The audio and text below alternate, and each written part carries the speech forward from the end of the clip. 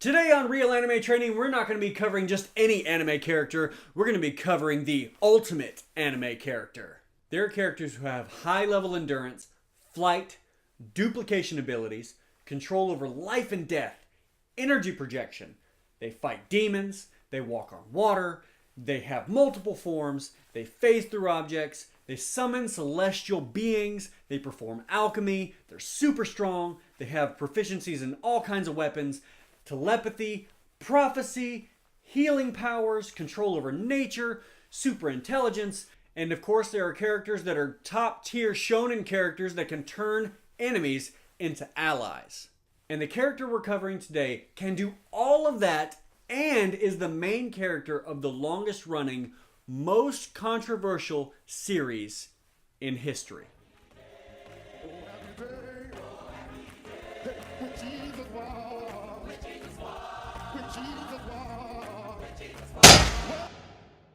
First of all, you guys thought I was going to talk about Goku because I had a Goku outfit on. Well, guess what? I've got another one on, and it's still not about Goku. Alright, so I know what you guys are thinking. The Bible, that's not an anime, and you're absolutely right. It's a light novel. But, there is an anime adaptation of that light novel, and that, my friends, is Superbook.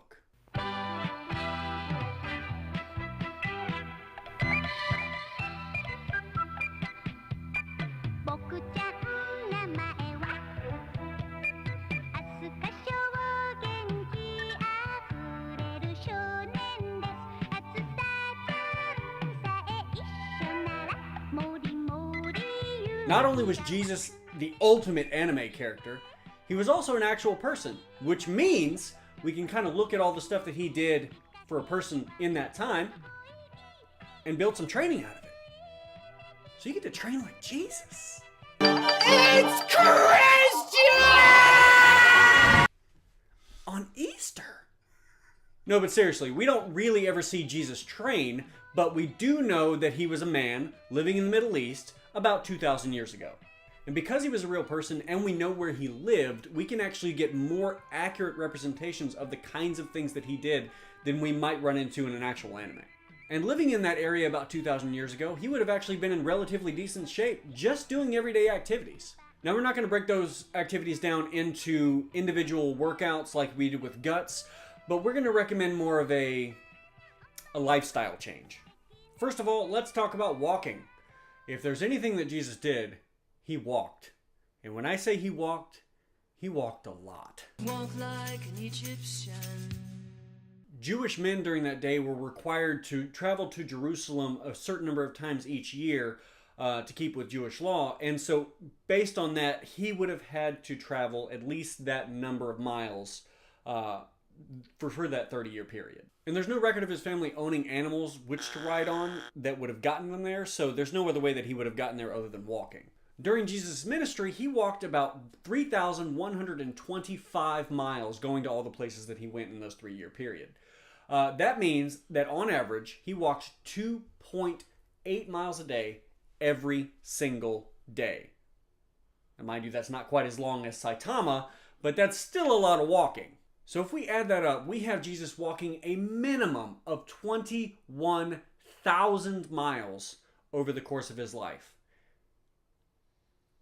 That's so long. That's such a long way. 21,000 miles is a long freaking way. That's walking from one end of the U.S. to the other 7 times. Is it? Yeah. That's 3,000 miles across. So 7, 14, 21. That's insane. Now, mind you, that is not even counting all of the changes in elevation that Jesus would have had to do while walking. When he went to his baptism, it was 900 feet below sea level. Hey everybody, it's Duffy with a quick correction. It appears that the traditional site of Jesus' baptism is a little over 300 feet below sea level, though the path Jesus may have actually taken him down to that 900 feet below sea level point. That's all. When we talk about going to his highest point, which is in Jerusalem, which he went to all the time, it was over 2,000 feet above sea level. Okay, one more correction. Sorry, guys, but we were wrong about this one too. Jerusalem's not that high up. However, Jesus did go to a place called Mount Hermon, And that's actually 7,300 feet above sea level. So, yeah, much, much bigger than what we were thinking at first. That's a huge difference in the change of elevation. Yeah, more than you realize, buddy. And he walked everywhere all the time, and so he was probably constantly going up and down hills, and there was a lot of mountains in that area. So if you want to train like Jesus, you need to walk. And walking is fantastic for your health. It can improve your cardiovascular endurance, as well as just your general health overall. Walking can activate your parasympathetic nervous system, which helps your healing process and helps flush out sore muscles. Long story short, if you want to train like Jesus, you got to walk. The next thing that Jesus would have done in that time period is a lot of manual labor. Before he started his ministry, he was working at Joseph's job, which was being a carpenter. And so there would have been a lot of manual labor involved because they didn't have any power tools. So they would have had to plane things down with manual tools. They would have had to swing hammers and do all sorts of things that we don't have to do anymore because we've got the luxury of power tools. And so I can tell you right now, having used some of those old style tools before, it will really, really get on you. What I'd like you to take away from this is I would like you to take away the concept of not shying away from manual labor. Get out there and do things that require you to work with your hands. Clear out your yard, fix your car, dig a fence post, build a birdhouse, build a doghouse, build your own house. Get out there and do stuff with your hands. I guarantee that you're going to get a whole bunch of work on all sorts of muscles that you didn't know you have doing manual labor, and you're going to get real usable strength. Do you think the Amish are going to really appreciate this video with all the validation we're giving them? If the Amish ever see this video, I'm sure they'd appreciate it. Next, if you want to train like Jesus, a good thing for you to do is get in the habit of picking things up and putting them down on a regular basis. Much like the men and women of that day did not have access to power tools, they also didn't have access to the modern conveniences that we have that make things a little easier to do. Just living day to day was a workout. But Jesus wasn't just strong enough to lift a few things here and there. He was strong enough to lift some things that would cause some major, major chaos. Well, maybe you've heard this story before and maybe you haven't, but the short version of it is that people were traveling from all over Israel to Jerusalem to make sacrifices in the temple. And when they got there, there were money changers who were ripping these people off. So Jesus sees all of these people being taken advantage of by the money changers. And in typical Jesus punk rock fashion, he makes a whip and goes around and starts flipping these tables over. And these aren't just normal tables. These are low to the ground tables covered in gold that have been paid to these money changers for the sacrifices. So I don't know if you know anything, but gold is sort of heavy. And if there's a bunch of gold in one place, that weighs a lot. So we had Jesus essentially walking up to a table and deadlifting or tire flipping essentially a table covered in gold. I'd say that's a pretty good strength feat. So to parallel this in your own life, what I would recommend that you do is get in the habit of picking things up and putting them down. If that means going to the gym or going out into the woods or working on a farm or doing something that involves you picking things up off the ground like a human being ought to, I recommend that you go do that because you're going to build some massive strength that's going to help you to be able to make sure that you are able to do the things that you need to do in your own life, even if that involves flipping somebody's table over. Somebody turned over all the coffee tables in the Welcome Center Cafe! Oh, wow! And you have a bookstore, too. But maybe don't go into the church and start flipping. You're not Jesus. All right, so we've talked a lot about Jesus' physical capabilities and how to mimic the things that he did back in those days that would have made him as tough as he was. But I also want to talk about the mental aspects that are involved in the kind of person he was living in the time that he lived in. First of all, get comfortable being uncomfortable.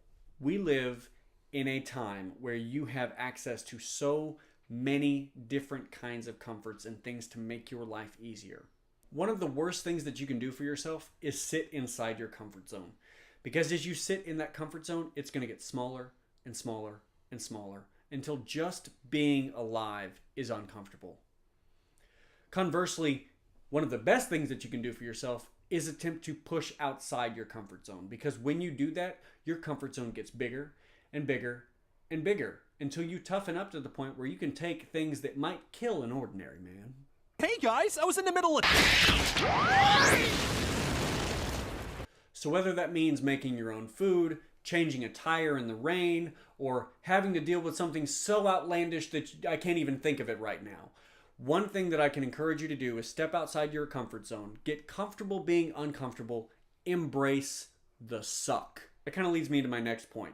Part of being comfortable, being uncomfortable, means always doing the right thing. And that's one thing that you can be sure that Jesus did all the time. He always did the right thing. And doing the right thing is difficult because we have things that we want, we have desires, we have fears, we have all these little impulses in us that are going all the time, and there's the right thing that doesn't necessarily change. So sometimes it's difficult to choose to do the right thing.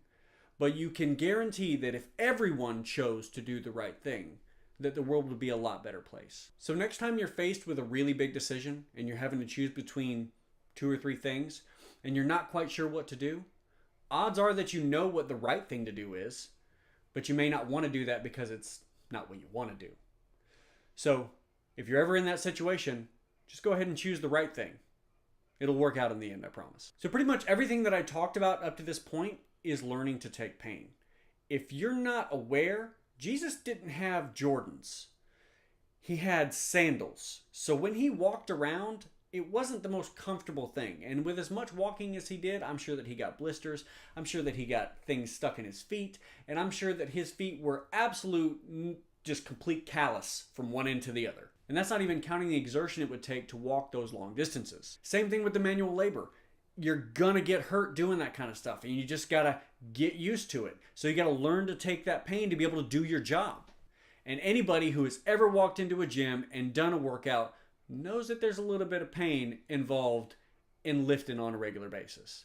So you've got to learn how to take pain. And Jesus showed that with his whole life, even up to the end of it. Apart from the absolute humiliation of the things that I'm about to describe, Jesus took a lot of pain in the form of being whipped with a cat of 9 tails, which was a whip that had a lot of like bone and other things put onto it to tear the flesh. So they really tore his back up with that thing. They blindfolded him and beat him. They ripped the hair out of his beard. They fashioned a crown out of very large thorns and shoved it down onto his head. He carried a 12-foot cross down the road and up a hill on his fleshless back. And then they nailed him to that cross. And then they dropped that cross into a hole, which then took gravity and went boom, causing, I can't even think about how much pain that was. And then he sat there for hours like that until he finally died. So if there's one thing that we can take from Jesus' life as far as emulating in our training, is that we need to learn how to take some pain. Regardless of what you think about Jesus or who you thought he was, it's pretty well documented that he went through this, and that the reason that he went through it was for heroic reasons, regardless of what you think those reasons are. Apart from epic deeds, great feats, and awesome power, the mark of a hero is characterized by self-sacrifice. And that's something that you can emulate at the gym, in your job, in your family, or anywhere else in your life every day. I'm the Anime Trainer, and I want to wish you guys a happy Easter. And until next time, good luck and train hard.